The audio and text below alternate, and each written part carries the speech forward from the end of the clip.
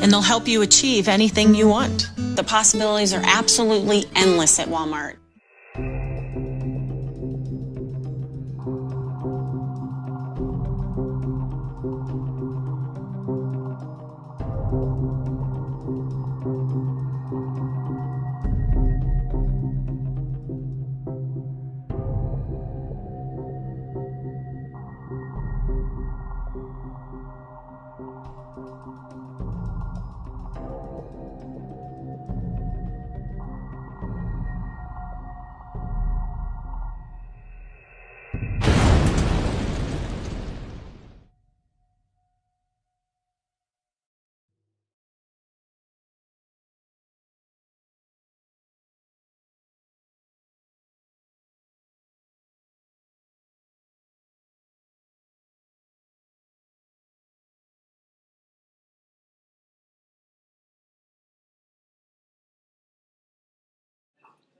Welcome to this week's edition of Insider Magazine, where tonight we'll be talking to the former CEO of Walmart Germany, Mr. David Wild.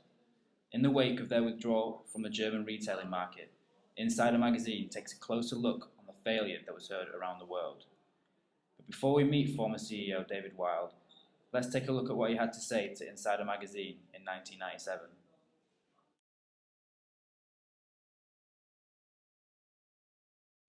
Mr. Wild, first of all, big news was recently announced. Congratulations on being appointed CEO of Walmart Germany. How are you feeling? Thank you. Yes, this is a very exciting time for us at Walmart, and I'm extremely happy to be part of such an adventure, making us even more international. I can't wait to get started. Tell us about this expansion. How do you plan on making it successful? How can I not make it successful? We are going over there with the support and knowledge of one of the most profitable companies in the world. And we plan on using the well-tested and reliable recipe for success that has helped Walmart becoming an international company with stores all over the world. The recipe for success, you seem to take it for granted. Please elaborate on this. As I'm sure you are aware, Walmart has a foolproof system. Our everyday low prices provide extreme value to our customers, and we have the most efficient inventory control and supply chain monitoring in the world. Our business model is bulletproof. There's no way we won't make this work. As long as we stay true to the visions of Sam Walton, Walmart has yet to fail. Mr. Wild is bursting with confidence, and for good reason. Walmart is currently the largest retailer chain in the world, reporting record revenues of $118 billion in the fiscal year of 1998, with shareholders receiving an increase in dividends of 28%. They have expanded successfully into many of the world's largest markets and are currently the largest private employer in both Mexico and Canada, in addition to the US. Walmart's growth in the future, as well as the past, is based on a tight focus on the Walmart equation: people plus product plus price equals value. Current CEO Lee Scott identified 4 key legacies of Sam Walton: everyday low prices, customer service, leadership, and change. Tell us about the decision of going into Germany. Why did Walmart choose this particular market? The analysts we have spoken to have been very pessimistic on your behalf, telling us, and I quote, Walmart's entry into Germany is a mistake. First of all, let me emphasize that Walmart would not be doing this if it did not think it was a viable and sound economic decision. Germany is the largest market in the EU right now, accounting for 15% of their 2 trillion retail market. Still, their retailers there are inefficient and unable to provide value to the customers that Walmart are able to do. We are going to introduce Germans to the Walmart way of retailing. Today, in 2007, 10 years after their first meeting, Insider Magazine's journalist Fatima Khan has another meeting with former CEO of Walmart Germany, Mr. David Wild. This time he seems a changed man, a demoralized version of the man we met a decade ago. Good morning, David. It's nice to see you again. When we last spoke, you talked about Walmart's profitability of failure as an impossibility. How was it that you're unable to foresee the problems you encountered? Is it fair to say that you perhaps did not do your homework? I don't know. You might be onto something. The last few years have been extremely tough, and we've never expected to run into this amount of resistance. We really thought we had taken every precaution and that we were following the trend of the era, globalization. Turns out that you can't just transfer a business model across borders. A hard-earned lesson, to say the least. So you do admit that faults were made. Could you perhaps expand on this and tell us exactly what went wrong in Germany? Well, there's nothing I can pinpoint particularly, but it was a combination of different factors that brought our expansion to a halt. We underestimated the strict German regulations and the German culture altogether. It was like they were shaped particularly not to let us succeed. The zoning restrictions, competition legislation, store hours, and labor unions all went against that strategy. And in addition, the consumers did not seem to appreciate our methods. I mean, if we'd known that in 1998, we'd never have invested in it. So you're telling us that you tried to implement this exact same strategy as in the US, but did not work? Well, yes. At first we tried, but we learned pretty fast that some of our trademark features had to go. For one thing, the German customers were not used to how we delivered customer service. So we had to conform our methods to the industry standard. At the time, it was only a taste of challenges that were yet to come that would change our strategy completely. Right. You mentioned some of the problems you faced earlier. Could you take us through a timeline of it and explain how it affected your operation?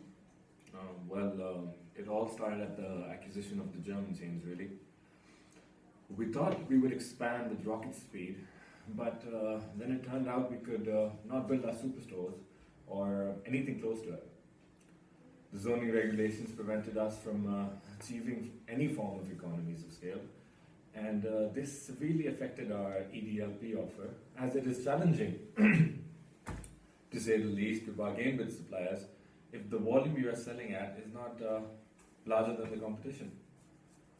This in turn meant that our distribution system would not be efficient either.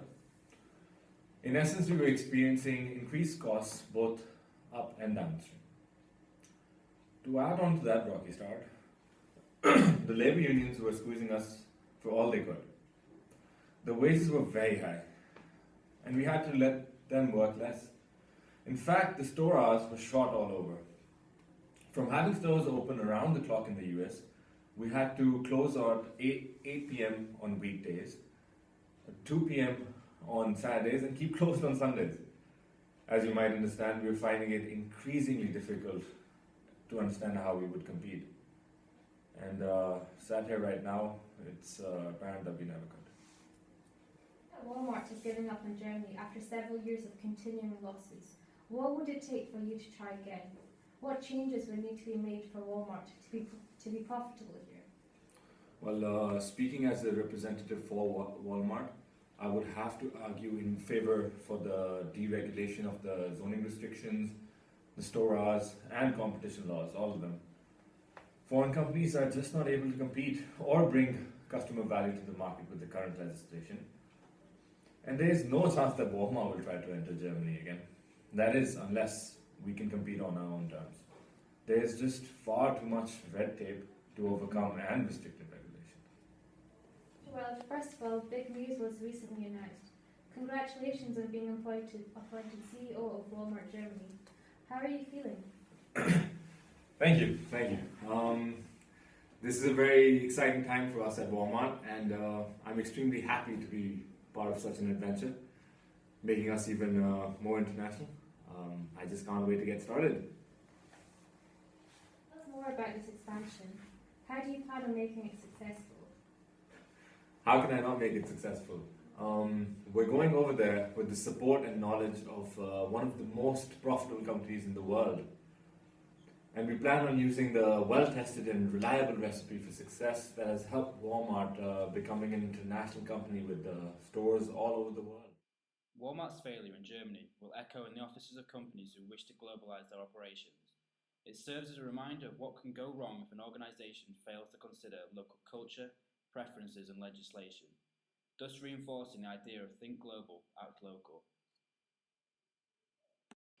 Despite this, Walmart seemed to be assigning part of the blame to the German bureaucracy, arguing that it would be impossible for them to bring value to customers with the current legislation.